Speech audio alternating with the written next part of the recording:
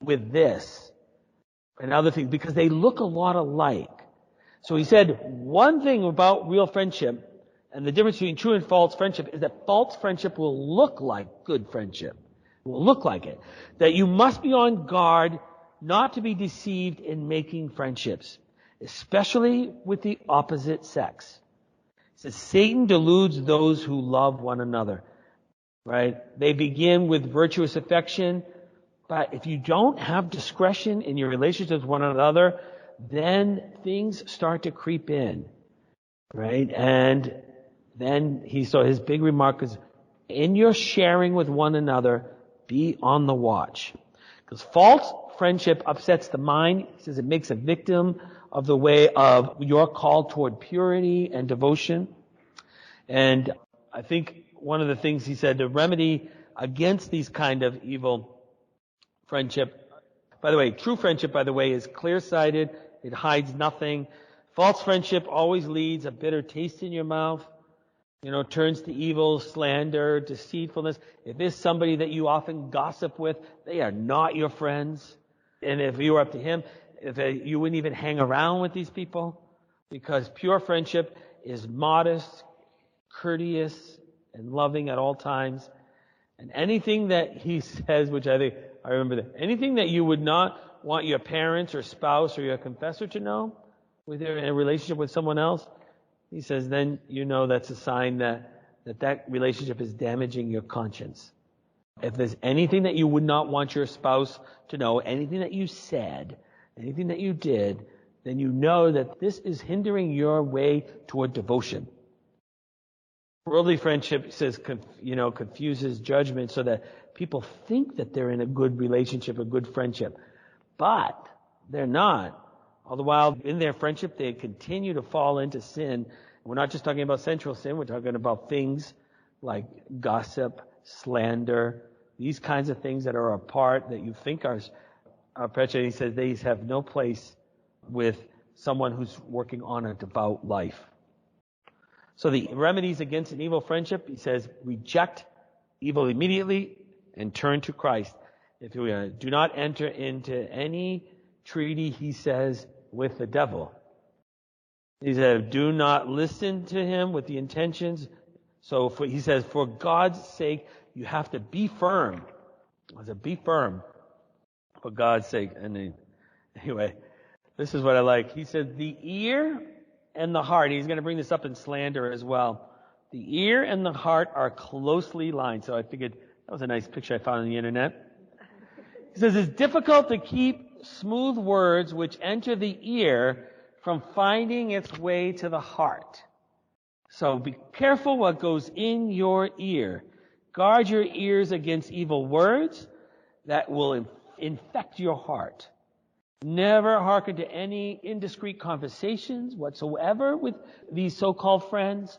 Never mind if you seemed rude, he says, or uncourteous, you just reject it. That's all. He says, you have dedicated your heart to God, so therefore you don't want to infect it with the bad stuff that you hear. If you're already entangled, he says, in this kind of relationship with friends, it is going to be so hard to set free.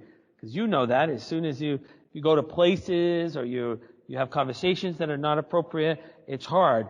But he said, you got to go to God with all you can, you muster, and resist any kind of evil relationships you have with other people in any way. Stay away from unholy affections. And he said, be very strong. He's really strong. He says, cut it short, break it off.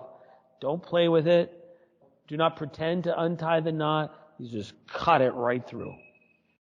So this is it. He says, I say unhesitatingly to whosoever has become entangled in any such worthless love affair, and he's not just talking about, relationship, any kind of affair you have with others, cut it short, break it off, don't play with it, don't pretend to untie the knot, cut it through, tear it asunder. There must be no dallying around with attachments which are incompatible with your love for God. So, I feel like, when I say that, he knows, he kind of is very clear. Remember, he's been doing spiritual direction for years, and he's writing down his work with spiritual direction. And it's funny that people in spiritual direction will often try to justify their sins, especially if it involves other people. They're like, well, it's not so bad. And I'm like, well, if I were you, Jesus did say, if your foot causes you to sin, cut it off. Right? Get it. Don't play around with it. Don't try. And sometimes we do it in a way of that we want to be kind. He said, perhaps you will say that it's unkind or ungrateful, thus pitiless to break off a friendship that's not a holy friendship. And he says, you're being kind because if you break up this other chain as your own, he may not appreciate the fact that you said, you know what, you don't help me grow in holiness. You don't appreciate this gain. He said, later on he might thank you. He said, because you're actually stopped any future sin.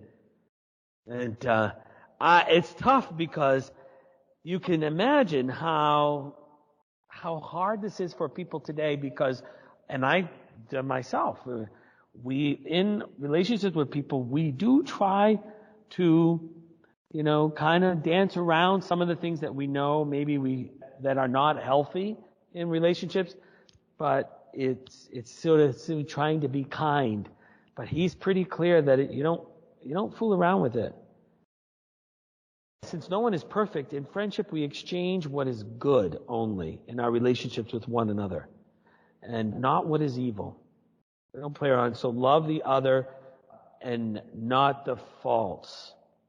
So the idea now is to accept others and their imperfections without adopting them, without becoming them. So it's careful not to adopt our friends' faults. Husbands, wives, children, and friends can easily pick up the faults of the ones they hang around with. It's like my mother would say, right? Want me to show you who you are? Tell me who your friends are, and I'll show you who you are. That old, it's like, my gosh, nobody believes that today, Ma. Or she's not alive anymore. But I say, no, if she were, I'd say, but yet, when you read this, it's like, that's the wisdom of the ages. Be careful who your friends are. True and living friends, he says, do not thrive amid sin. Sin destroys real friendships. He's pretty tough about who you're going to hang around with, who do you spend your time with whom do you spend your time, I should say, all that, and stay with holy friends. And it's amazing because you know what happens with young people too? If you were at my Mass this weekend, I talked about the Masses I did.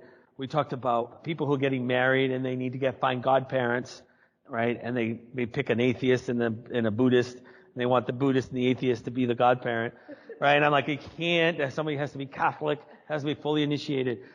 The number one response that comes back to me is, I don't have any Catholic friends. I don't have any. Where can I find them?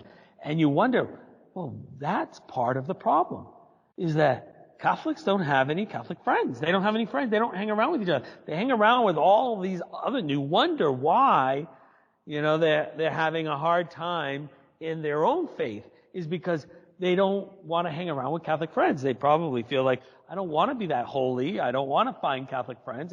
They pick up anybody they want to hang around with. And you all know the fear. I hear it with parents all the time. The fear of when one of your children is hanging around with someone that you don't like. And you know what kind of influence it has. It's funny that it's the same thing that's true about your own friends.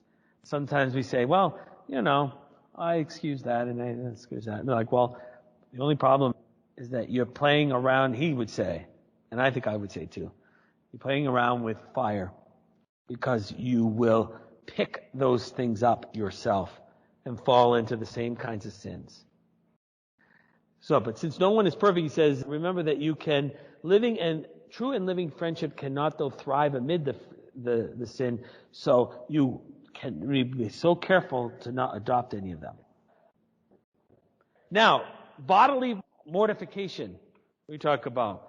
He says, when reforming, when growing in holiness and changing, he said, one begins from within, not external actions.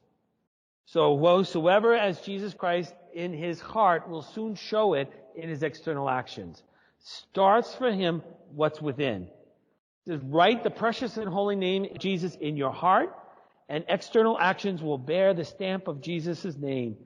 He will live in your every action and will be traced in every member and part of you. Whoever so gains the heart has won the whole man. So, this is where, in the devout life, he wants you to begin with your heart. And oftentimes, in the devout life, people focus on the external actions. How many prayers? How many rosaries? How many times you went to Mass? Right? He wants to say it starts with the love of Jesus Christ in your heart. And when you have that, then you will do these external notions. But these external notions will be stamped with your love for Christ first. Right? It says, whoever gets the heart gains the whole person. So in the devout life, it's going to be tell you where your heart is. So, this is fasting, and this is a hair shirt, if you want to know what that is.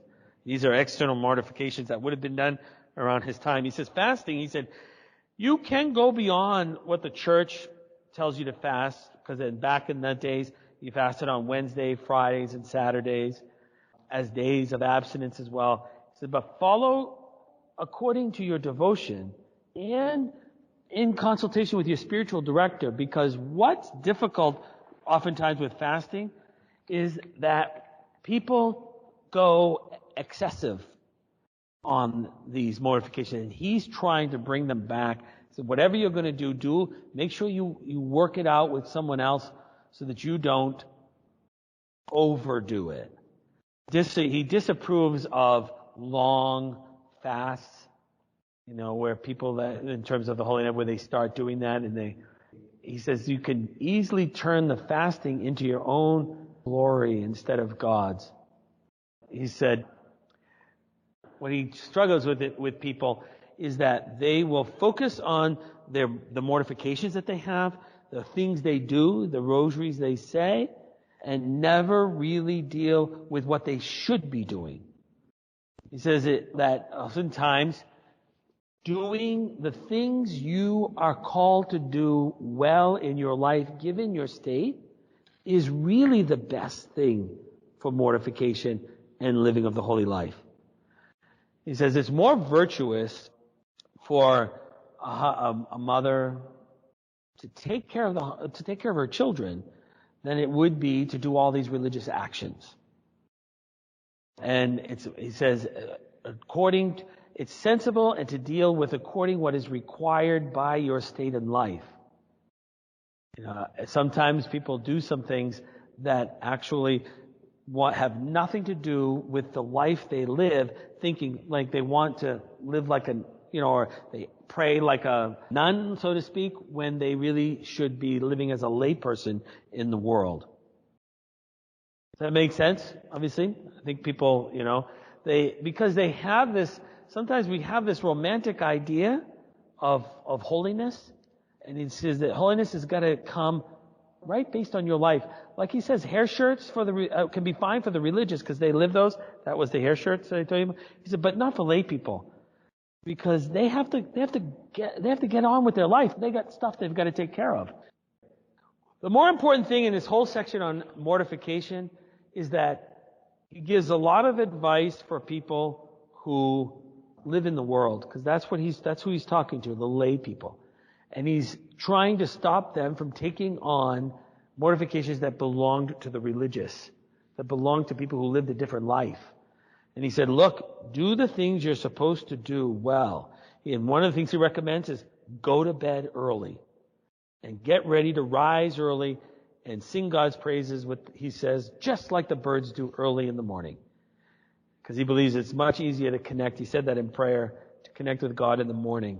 And he believes that it promotes health and holiness. So, the next section, before I get to that, is on society and solitude, which means being out in the public. It's really pretty quick. I can easily, there's a lot in there. But one of the things he recommends is that make sure that in the devout life, has a healthy balance between being with people and being able to be alone, and having a time of solitude. So our devout life, he says, is helped with interaction with devout souls and also with being quiet and alone. All right. So you said anyone who needs to be around people all the time, we should look at that. That's part of growing in the spiritual life. Anyone who hates to be with people, we need to look at that because he's talking about a spiritual life must have both. And he gives a lot of good, and I can let you read that because it's a nice thing. But he wants you to learn to like solitude, to be alone, to recollect your mind, refresh your soul. And that's why going on retreat is supposed to be important. The silence and enjoying the silence. So, if you think that friendship was bad, wait till we get to this section. So, if you think that friendship was bad, wait till we get to this section. Because in your conversations with God, he said, you should have modesty in the sense of the same way. He said, the measure of your soul can be judged by the words you use when you talk to God. What kind of words do you use? He says, if you love God, you will speak often to Him to anyone who wants to hear. That's why we have as a phrase now that my faith is private, and I don't impose my faith on anyone, right? And we say that all the time. It's an American kind of idea. But he says that if you truly love God, because anything you love, you will talk about often. And so what are the topics you have in your life that you talk about? Whatever that is, that's what you love to do. That's what you love. And if you talk about God often, then it shows that you love God. Now, I will be sitting here in a room full of teenagers saying that's not true. And I'll be like, okay, I don't know what to tell you. I'm not asking you to believe it. I'm just telling this is what he's saying, right? Because when you speak of God, though, he says, always try to speak with reverence and devotion because you know about who it is you are speaking. About whom. And he said, and that's very much connected to the way you speak to others. Now, in our Jerry Springer world, right, this has no place whatsoever. But there's, for him, the devout person who's growing in the Lord is careful with his words. Even an impure word falling on a weak mind, he says, spreads infection like a drop of oil on a garment. Be careful how you speak. The body, he says, is poisoned through the mouth. And he says the heart is poisoned through the ears. I mentioned that before. And I thought that's interesting because he wants you to be careful. He says, do not say that you mean no harm with your words just because you didn't mean any harm.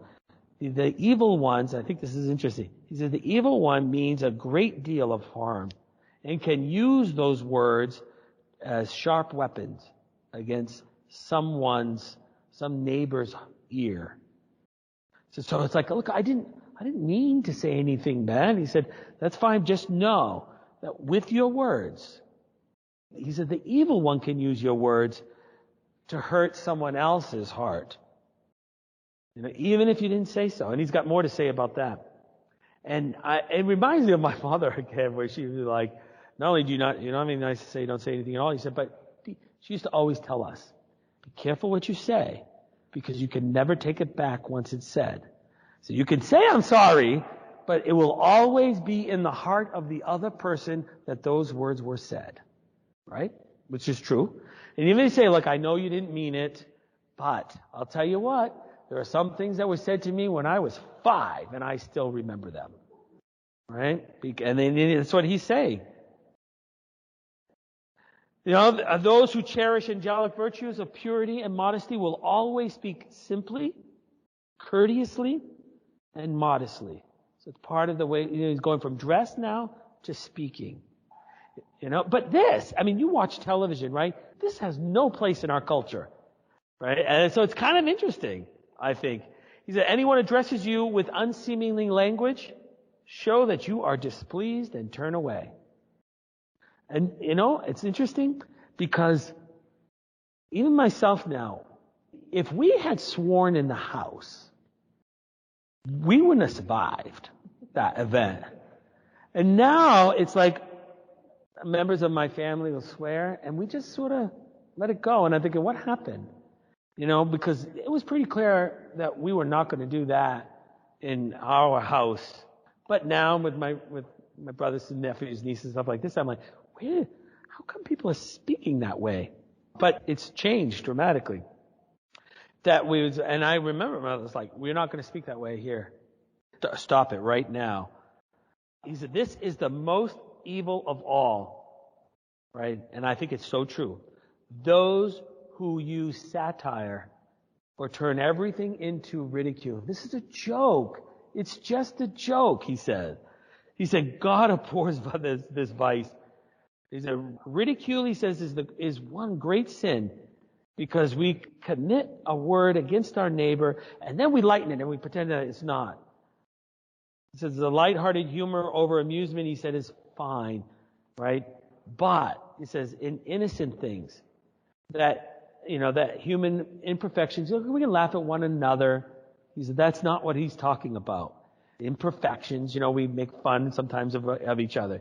He says, be careful that it doesn't go too far, though, and it becomes ridicule. You never laugh at someone else's expense. All right? And I think that's the kind of respect that we should have. Oh, I have this one here I found. Just kidding. I was just kidding. And I was like, a lot of truth is said when we're just kidding. So for someone who's in a devout life and a spiritual life, Acts, another one, judgmentalism. It says to judge, hasty judging, that is tough for a lot of people. But what I like about it is that he gives different kinds of judgmentalism that we have for one another. He said there's no question that God approves of any kind of judgment that we make on one another. And the primary reason, he said, is because we can't judge another's heart with intention. And therefore, it says he's going to give a lot of attention to this. He says, since you can't, that's left to God alone. But then he goes and he talks now, judgmentalism is a thing that's difficult for all of us at different levels. The first one, he says, is that there are some people who are just bitter. He says they are excessive and rash in their judgment of others. And they are in great need, he says, of a wise and spiritual director. It's because the bitterness, if that bitterness is natural to you and you have it all the time, he says it will be so hard for you to conquer that. In his working with spiritual directing, with directees. Those who judge everything and have a very harsh judgment on others. But he said, that's a group of people. He's like, that's a lot of work you're going to need to do. He says, others, he said, it's not bitter, but it's pride they have. It's not that they're bitter, but they're prideful. And that they exalt their own self when they disparage other people. And so, they go around and they often will criticize and judge other people because they need to feel better about themselves.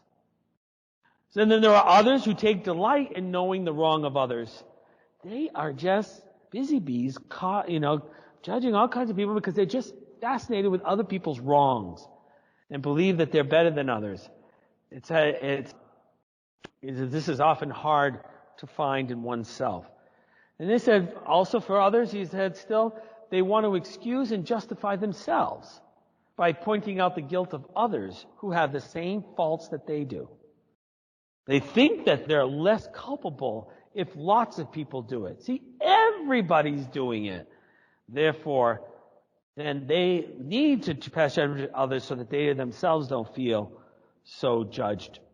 Or themselves. They don't judge themselves. And he says that some people, they just love to criticize. They just criticize everybody. They're just critical people. He said for some, they don't judge people. They only judge people that they don't like. So he says excessive love provokes a false judgment. Like, you know what? You'll judge because you like this person. You never, judge, but you judge them because you don't like them. And therefore, not by not liking them, that's when you cause judgment. And he said, of course, judge, what is the cure for all of this? It sounds, again, like my mother. He said, first and foremost, love. Love, he says, is the greatest healer of judgment. So you begin to pray to love more the other. He says you attack the judgment through affections, not by intellect. You can't just think yourself this way. Why it's like, you know what? If I just got to work on that.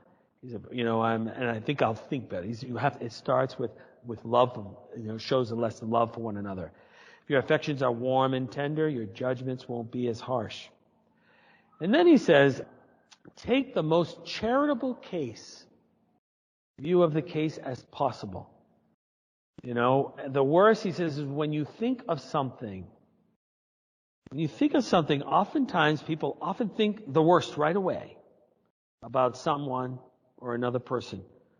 He's like, you should think right away, accept the best first. Assume the best intentions right away. And if you start thinking about the negative ones, then he says, start thinking about the good things about them. He said, Joseph, could not believe that there was any sin in Mary. So he uses the thing about Mary, when she was found to be with child. Couldn't think anything negative of her. So he left the judgment up to God, he said. Because he was not going to think negatively about her in that way. He said, Jesus pleaded that the people who were crucifying him, he said, they don't know what they're doing. He could have said, scumbags for doing this to me. He said, figure they don't know what they're doing. So he says, impute the least damage motive that you could possibly find. Maybe that they don't know, or that they're sick, or that they're hurting. That's why they do these things. And you should train yourself as a habit to do that right away. Because it is, he says, right away, forbidden to judge one another. And if you have doubts about your neighbor, he said, be careful that they are not rash and hasty. Right away. He says, sometimes their exceptions are for those who are responsible for others, like a family, public life. When you're responsible for others, you want to protect your children from other children, that might be harmful. And he said that there's some exception there where you're trying to save the, good. He said, because sometimes there are some people who don't do any kind of judgment. Right? So anyway, how's that sound? Yeah. That's good because it gets better. Slander. There's judgmentalism he deals with, and slander. He's like, look, if you want to grow holy, you got to deal with these things in your life in terms of judgmentalism and slander. Slander, he said, this is the pest of society, is what he calls it. Slander and someone. He who unjustly takes his neighbor's good name is guilty of sin. You destroy someone else's name by what you say about them to someone else. He said, you are guilty of a sin. Slander is, he says, is a kind of murder. There you go. Slander is murder. He says in 3 ways. The spiritual life, the bodily life, and the civil life. 3 lives, he says. The killing is of the life. It's sin. Then he says that it also then, slander, he says, is murder in 3 ways. The name is hurt of the person, right here. The soul is hurt of the one who says it, and the one who hears it. So not only does he destroy the name of the person that he's hurt, but he also destroys his own soul and the soul of the person he told. So he said that's why he's destroying. He said the devil, there you go, the devil, he says, has possession of both the one who says the slander of another and those who listen to him. He's got both the tongue and the ear. The tongue of one and the ear of another. Never speak evil of anyone. Beware of imputing sins of faults of others needlessly. And he says, one of the things is false imputing wrong motives of good actions. Okay. The greatest and false accusation is also, though, denying the truth. But remember that there is the sin of detraction. Sometimes there are things that are true, absolutely true, but you don't need to say them. Right? It's a sin of detraction. That's absolutely true, but it doesn't have to be said. And what's most important is the person who's hearing it, is that person need to hear this? Right? And so that's very important. The greatest of false accusation is you want to speak the truth for sure, but you also want to respect the good name of someone. That's what a devout person always does. All right. One of the things he talks about is just like the ridicule and cynicism, and sarcasm is bad. He says witty slander is worse than regular slander. And witty slander, he says, says the listener, because it's accompanied with kind of amusing, witty kind of things, comments about someone, and so it's disguised in being funny. If someone sins once, he says, do not speak of him as if he had the habit. Because you saw somebody do it once, doesn't necessarily mean that that's the way he always is. So, in trying to cure yourself from slander, he said, you must be guard against the extremes into which some people fall in their desire to speak evil of one another. And actually uphold and speak well. He said, you do have to call evil, evil, and sin, sin. No question about that. He says, if you be sure that it was for someone's good, then you can speak it. If your intention was for someone's good and not for someone's evil, do not speak of evil that they may think lightly of evil, and so stop doing it. Sometimes, especially with young people, sometimes you say, well, you know what? We won't say anything. This is classic for all of us with our young people who are all living together. Even myself, the struggle has always been. They're living together, they're coming to get married in the church. Some people tell me I should tell them, look, you're living in sin. Others should say, well, don't say anything because then it will drive them away. And so I'm tossed. So what do I do?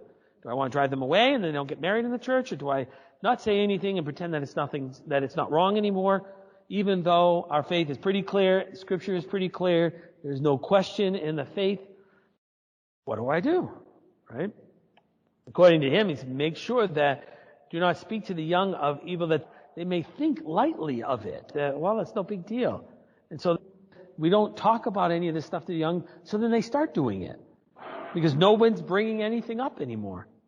So make sure that you are the most proper person among those present to express your opinion. It's the right person to tell this to. Make sure that your silence, though, would not ever condone something that's wrong. To say that it's wrong. But this is the one and more important thing I think that I have to take in myself. Do not exaggerate when you're talking about someone else. It says, but be exact. Especially if you're going to speak ill of another, for whatever reason. And don't say more than that. And you know that we are sometimes when we talk about one another, we exaggerate. And, well, this is the way he always is, and he's always, speaking like that. And what's more important, he said, blame the sin as much as you possibly can and spare the sinner as much as possible. It's kind of stuff that I used to hear, I think when I was a kid. I haven't heard in years. When I was reading, I'm like, oh, I remember this stuff. This is how we were supposed to live. But it feels like the world has gone in an entirely different place, and that I'm talking stuff that Boy Scouts used to talk about in the 50s, not the spiritual life now and the holy life now.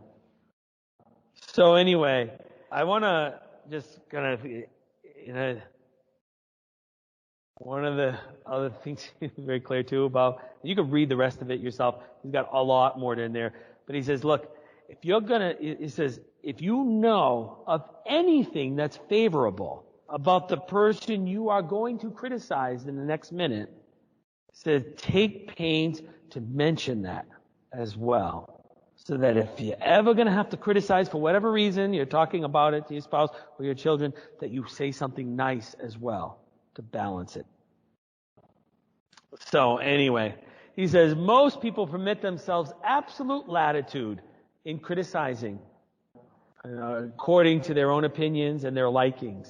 He says, and this, he's very clear, this displeases God. And you can take as much, and of course today it's all over the place, right? I mean, all over the internet. I mean, it's just crazy, I think. It's interesting that we're almost done. Give me a second, then we'll be caught up, and then you'll have a lot more to read. All right? One of the things in other counsels and conversations, by the way, he says, let your words be kind, frank, straightforward, simple, and always true. And avoid any artifice, any duplicity, any pretense, remembering that although it's not always well to publish everything that you have to say, you don't have to say everything that may be true or false. He says it's never, never, never allowable to say anything that is not true. Make sure that never knowing, as your rule, never saying anything that is untrue. So anyway, the other thing here is, this is quick. Recreation, he says, you have to relax. Your mind and your body have to have recreation. And he lists things that are, he says, that are good, and they must be avoided, but just avoid them in excess. Every good thing tends to not be good in excess. The amount of interest and one of the things you can tell is how much interest it absorbs in your life. Forbidden, he has harmful and dangerous, is any kind of gambling. So that's not amusement, gambling. In his estimation, which everybody in here, I know that if as soon as I say this, all the hands could go up if we let them, and they would say, that's not true. That's not true for me. But this is what he says. He says, in these kinds of games of chance, where there's no skill to boast of, he says, winning should result, he says, believes that when you're doing something should be based on skill, labor, and not chance. And he says, they are not recreation because these things are filled with anxiety and fear and agitation of the gambler. And if you've ever done this, because I've gambled. All right? I've gambled. But this is where he's getting at. He said, did you notice that if you go gambling, he says, you can't, think about this now, this is 400 years ago. You can't even cough because you will annoy the people who are gambling around you. He says, because the only pleasure is in winning. And that is so true. If you've ever played blackjack, if you hit at the wrong time when you're not supposed to, because there's a rule around the table, or if I start talking to people on the side and we start fooling around, you can see that they are angry. He said, because that's what happens. He said, you can tell people, it's not recreation, and it must have been something that was dealt with a lot in their time. But he said, his big thing is you can't even cough because you will annoy the people around you. That's not recreation. And then the other one is dancing. He says, dancing and balls. He says, these are indifferent, but they can become temptations and danger. He says, this is what I really like, because it's kind of so true, but yet you would be like, no, really? In the spiritual life? Yeah. He said, the issue around dancing, he says, you can stay out too late, and then you're going to have to sleep in the next day, because you stayed up too late, and that's not good. And it ruins your next day, and you're not going to spend the day in God's service. He says, so these things distract you from the spiritual life. He says, you must have them in moderation, with dignity and good intentions. And then the ever famous, which I believe wholeheartedly because I live it, just like with food. He said, it's good in moderation with good intentions. He says, dancing, he says, attracts bad behavior. So there must have been lots of dancing going on there. He says, because it leads to quarreling and envy and slander and indiscretion when people are in these kinds of situations. He says, that's not recreation. That's not good for the soul. He's like, after dances, he says they enter into, pious actions to counterfeit it. He said, so think of that while you're dancing. Souls are groaning in hell. He said, which I think is kind of fun. So, he says, others are kneeling before God, praising Him, which is a better spent time than you did by doing your dancing. He says, the good that you could have done, visiting the sick, those who are dying. One day you will be sick, and others will be dancing, and they won't visit you. Which I think is good. I had to write those down because I think it's kind of cute. God, Mary, and the angels all say, what are you doing down there? Why are you doing that? He says, and not only that, he said, after all that dancing is done, you're closer to death, and you waste that time dancing. So, I think taking a different kind of approach, because, we live in a different culture, in a different world today, there is something about what he's trying to say in terms of how you spend your time in true recreation. He says, when you use these things, use them rightly. He says, don't make a habit out of it, where this kind of recreation turns into a preoccupation. You're preoccupied about that. I always have to go. Then things are wrong. If you do these things out of courtesy for others, they can be done they're done on a limited basis. But I think it's very important that for him, he says, make the big things big and the little things little, which I thought was great because that's my phrase. I like it. Be faithful, though, in the small things as well as in the big things. But that's what's really important. He said, be faithful in your daily tasks that you do every day. That's what's important. So that's where we'll end, because I only really have, he has very few. We can do this because he's got some counsel for married people, and then for some widows and for maidens. So, because remember, the reason why he does that, by the way, is because he did a lot of spiritual direction with women. He had very big writings. Matter of fact, he wrote a lot to women in their spiritual direction, in their spiritual life. That's why he specifically is giving them advice. And not only that, but it was the woman who wanted him to write this. So, it's not that he has some expectations for men as well. So, let's do a little glory be, and we'll pick up on, you must be faithful in small things as well as great things. And that's very true. So we do a little glory be to the Father, and to the Son, and to the Holy Spirit, as it was in the beginning, is now, and ever shall be, world without end. Amen. And it's interesting because of the wisdom of this stuff.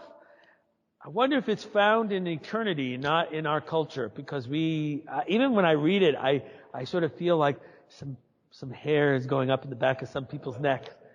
And then you're like, that's so simple. Maybe we make it much more complex than it really is. It really is that simple and that straightforward. By the way, if you want to live a devout life, you want to live a corrupt, evil life, then do all those things, All right.